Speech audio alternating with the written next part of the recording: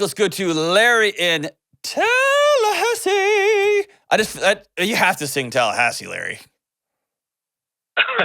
Well, no. I'm a Florida Gators fan and I can't sing, so. No, actually, I'm a grown-up and I don't have to sing Tallahassee, idiot. Thanks, Larry. Thanks for playing along, man. So what's up, dude? Not much. Hey, thanks for having me on. I've been wanting to say this for a while, but long-time listener, first-time caller, so super excited to jump on the phone here with you today. Dude, nobody ever says that on my show. Thanks for. I think you're the first person to say that. Thanks, man. Made my heart feel good. Love being a first. Hey, so here, I'll jump right into it. My wife and I sold our business back in April, essentially to our largest customer at that time. Did y'all make a killing? Both working. What's that? Did y'all make a killing on it? Did you crush it? Yeah, it was great. It was a 7-figure exit, and we've been Ramsey fans for a long time. Larry, so congrats, man. Yeah, it was a big deal in our world. Does millionaire air taste different than regular person air? I still drive the same truck. I still live in the same house, wear the same clothes, and we still bring our lunch to work. So, no. Dude, you are my hero, man. I'm telling you, good for you, brother. Good for you. All right, so you sold your business in April. You're millionaires. What's up? So we sold the business to a very large private equity-owned company. That part of the deal, part of the reason why we were an acquisition target was because we fit in with their larger strategy that they're executing on over the next several years. So we sold it in April. We kind of hit the ground running, and now we're 6 months into this. And my wife and I are kind of looking up and just exhausted and really not sure what the future is. And my entire adult life, I've been an entrepreneur. I've started other businesses. I've never had an exit like this one, or an exit at all. The other ones just kind of, failed. But this one worked out. And now, we're kind of looking at each other, and I don't have, for the first time in 17 years of my career, I don't have a clear path forward or a clear vision for really what the future looks like. I've got an opportunity or position that I'm in right now. I'm working with people that are way more educated than I am, that are leading, other business units within this large organization. There's some big stuff that they're looking to accomplish over the next several years, and it's just daunting, exhausting, and we're trying to figure out what the future is going to look like for our family as it relates to career and even just what that looks like. So we're really struggling with some of that clarity. And last night I kind of said, well, screw it, I'll go ahead 2 days ago, I said, well, screw it, I'll go ahead and write into John Delony show. And Kelly called me, and so I appreciate any guidance that you can provide. Well, number one, man, congratulations on your successes. And it sounds like you got hit in the mouth a few times before that, and you got back off the canvas, created something pretty special that had a lot of value, and somebody bought it from. Dude, congratulations. That's resilience, and that is grinding it out. And there's this really ugly picture of a quote-unquote millionaire that's out there, which is somebody who sits around and just drinks Mai Tais all day and inherits money, and it just grows on trees for them. And you're somebody that ground it out, and then you sold it, and you didn't change your life, man. You got back in the truck and went back to work the next day. So congratulations all around, man. That's integrity and that's character, and that's. I'm glad to know there's folks like you out there, dude. That's awesome. You're an inspiration to me and everybody around me. Thanks. So lots of angles we could take here. Here's where I'd love to start. Just because something's a cool opportunity and has an opportunity for growth and has an opportunity to do big things and huge things and exciting things doesn't mean that it's right for you. And doesn't mean that you have to do it. You can't, like an old dating analogy is, you can be absolutely in love with somebody and think they are wonderful and absolutely know they are not the person you're supposed to marry. Those things are not all mutually exclusive. And same thing when it comes to work. You can really be exciting about the opportunity and the potential and yada, yada. But you're a guy who builds businesses from scratch and grinds it out and has a vision and a mission, and you see it through. And you may not be fulfilled in the private equity world where the goal is to make other people really, really, really rich and then to move on. Like a like an alien ship that just comes and absorbs all the resources from a planet and then goes to the next planet, right? You know what I mean? That may not be your jam, and that's totally okay. But you and I were taught that the job that pays us the most, the one that has the most excitement and the most growth opportunity, that's the job we have to take. That's what's next for us.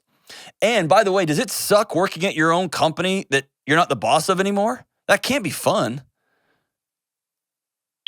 Yeah, it's been a challenge, and I looked at it just like I try to look at everything. Both my wife and I are veterans. We didn't finish our college degree. We kind of jumped right into the workforce. So I look at this as an educational opportunity to work for a large organization and take advantage of the opportunities to learn. And I think we're having a hard time just even making decisions of where we're at and what the future is. I think one of the things that's kind of echoed in my mind, I've heard you say it a few times, but you go with you, right? Yeah, We've had over the last 24 months, even just leading up to it, it's been a whirlwind. We've got 4 kids. We have an 11-and-a-half-year-old, a 9-year-old, a 19-month-old, and a 6-week-old. So, Larry, lead with that. God almighty, dude. Homie, you're fried. Fried. Yeah. Okay, and so, hey, listen. So, which branch of the military are you in? Marine Corps. So, there's some mythology around basic training in the Marine Corps, right? It's for real. Right. And you learned some stuff about yourself, right? It was a good learning opportunity. That's right, yeah. Would you like to just keep doing that forever? No. No, it sucks. It's not designed forever. It's not fun. Right. And so tell me if I'm accurate. How long have you been out of the military? It's been a while, man. Call it 15 years. Okay, so let's backtrack your life a little bit. You're in the Marines, which is strong to quite strong on the stress-o-meter. You were in right as we were getting into some of these conflicts. So yeah, I was in them. Okay, you're in them. And then, ta-da, we have a baby. I'm a dad.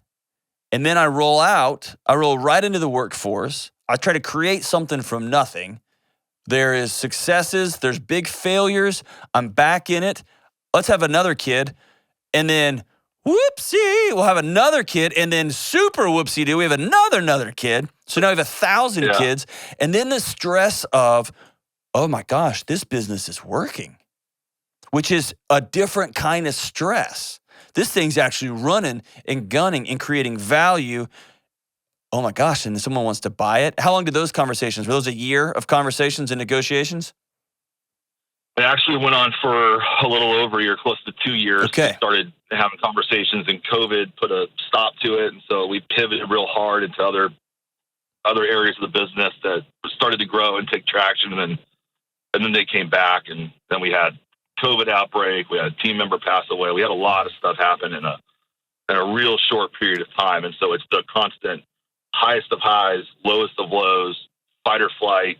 Yeah. And now we're trying to figure out what's normal look like. And that's really where I know we're struggling we just live in this tornado of sorts, and trying to figure out that's why we've hesitated on doing anything rash, because we recognize that we're in this tornado. So leaving it and going into another tornado is not necessarily going to help unless we can figure out how to live in the world that we're in right now. So there's a third option. You've given yourself 2, and there's a third option.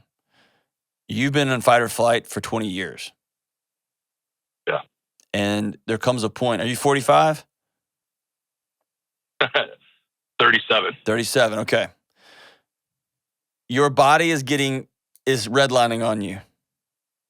And it is beeping at you because you haven't changed the oil in a long time. And you're looking at the metrics part. 4 kids that are probably pretty good because they got good parents. You got 7 figures in a payout. You've got good jobs in a corporation now, and you don't even have college degrees. And you're like, yeah, we're kind of running a scam here, and it's awesome. And so you're looking at the metrics. I bet you guys have a nice house. You've got your metrics that look good. And it's like looking at the speedometer. My car's still going 100 miles an hour, so things are going great. But those lights on the dashboard are flashing at you brighter and brighter and brighter. So I want to offer you a third option, which is taking a break for a minute. And that break can look like me and my wife are going to go on a 3-month vacation. Or 3-week vacation, a 2-month vacation. Hey, new company, we need a break. We're going to step out. And if they say, well, you're fired then pay us out. We are millionaires. Pay us out. And my guess is they won't, but they might. Or maybe a 2-week vacation. And you take, I don't know, you got a 6-week-old, so y'all are in it with that one. But you get babysitters, you get someone to support it, and y'all go breathe for the first time in 20 years.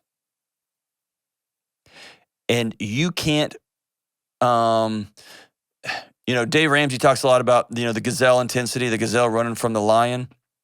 There's a reason why our bodies shift function away from wanting to be sexually intimate, wanting to eat well, wanting to think rationally or being able to think rationally, because the body's just saying survive, survive, survive, survive, survive. And what I want you guys to do is to breathe new air for the first time since you were a kid who went into the Marine Corps. And then from that place where you guys have gone, whew, then you can say, what do we want to do now? Do we want to start a new business? Do we want to invest in something? Do we want to just take regular jobs at Starbucks and just relax and find each other for a year? What do we want to do? And Starbucks for you two will be every bit of learning opportunity as your corporate fancy pants job right now that's killing you, because you're not a corporate fancy pants kind of guy and you feel stupid for walking away from it, but that's just not you, man. Yeah. And so you can't do the hard work to think about what do I want while you're still running for your life. Yeah.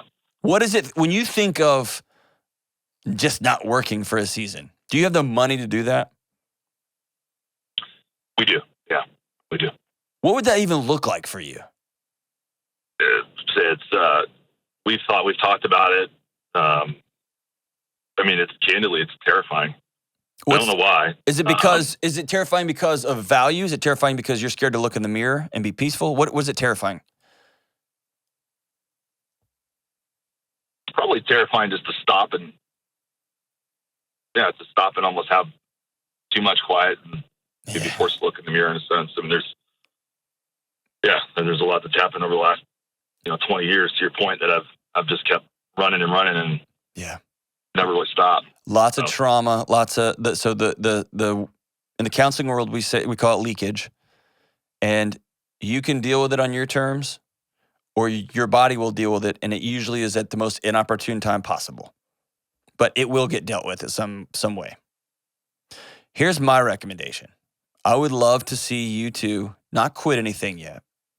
I'd love to see y'all go get a marriage counselor, not because y'all are dysfunctional or broken, but somebody who can begin to inject ideas and recommendations for what does peace look like? What are the things we work towards? What do we want to do? And they'll just, not a counselor like we need to fix something, but y'all got a 6-week-old. Y'all are so in it, man. How can we even learn how to dream again? How do we even learn what peace is? You haven't had peace in 2 decades. And my guess is you probably didn't have it before that either. Peace may be a whole new mission for you. And that doesn't mean you don't work your butt off. It doesn't mean you don't stress and find a new career where you are grinding and running. That's not what it is. But peace is when you can smile. When you can have a series of practices or behaviors where somebody around you dies that you love, that you can mourn that and grieve that and then get back on the horse and grieve it as you're walking. Where you can not work out one day and know that's going to be all right. I'm going to do a couple things for you. I'm going to send you my buddy Ken Coleman's new book, From Paycheck to Purpose. It's the 7 steps on getting clear about what you want to do next. I'm going to send you a free copy of that book, so stay on the line here. And I'm going to send you two, one for you and one for your wife, two copies of his new, it's an assessment for folks to figure out, I'm at this stage of my life, what do I even want to do next? And it's a good place for you to start. I'm going to send two of those to you for free also, okay? And I want you and your wife to take those and look at each other and be like, what do we want to do? Oh my gosh. And here's what I want you to look at. I want you to look at peace. I want you to look at healing. I want you to look at learning what to do next, learning how to look at that dude in the mirror. Those are your new mission. Those aren't soft skills. Those are new tasks that you need to learn. These are hard skills that you need to learn how to do. You didn't know how to change a tire on a truck in the middle of the desert. You had to learn that real fast. You had to learn how to pick up a 50 cal and turn it. You had to learn how to do that real fast. You're going to learn how to do this one now. Okay, these are just new skills. You're going to be curious. You're going to be gentle with yourself. You're going to fail and fall on your face, but you're gritty and you get back up. You're going to practice these things, man. And then you've heard me say this 1,000 times. I'm going to say it 1,000 times more. You and your wife are going to completely excavate, just like the 911 site, the downtown New York. You're going to excavate the whole thing. We built an awesome business. We sold it for 7 figures. Now what? We're in our 30s. We can retire and just move to the mountains. We can create a coffee shop and just carry coffee around to elderly neighbors. We can create a lawn business. Who knows? We can do anything. We're going to rebuild something new. We're going to learn new ways to talk to each other, to ourselves. What do we want? And I don't know if you've ever answered that question for yourself, what do I want? But now's a new season where you're going to practice asking yourself that question. Now, does that sound terrifying or exciting? Because it excites me just talking about it. No, it does sound exciting. And that's, we kind of had those conversations leading up to it as we started dreaming about, okay, this is actually happening. And what's the world going to look like for the Larry family, in the future. And, and then we just got in it, and it's just like we've just been stuck on this train that we used to be the conductors of, and now we're just the passengers, and we're rolling. So it's discovering a way to get off that train and find out what the future looks like is exciting. That's awesome, man. All right, so I'm going to send you these tools. So hang on the line here, and Kelly will get them for you. And I want you guys to call a marriage counselor, and you are going to be a song to a marriage counselor's ears. You're going to call and say, hey, we're doing great. We want to learn some tools on how to dream together for what the future looks like. We've been running for 25 years, for 20 years, nonstop, 24/7, 365. We just sold a business. We pretended to be corporate people, and we hate it. And we want to know what's next. We want to learn some new tools for how to dream. And then I want y'all to lean into it. And by the way, you got a 6-week-old, a 2-year-old. It's going to be bonkers for a few years, and that's okay. Y'all been through worse. You've been through crazier. And the world is better because, Larry, y'all two are in it. Thank you so much for the call.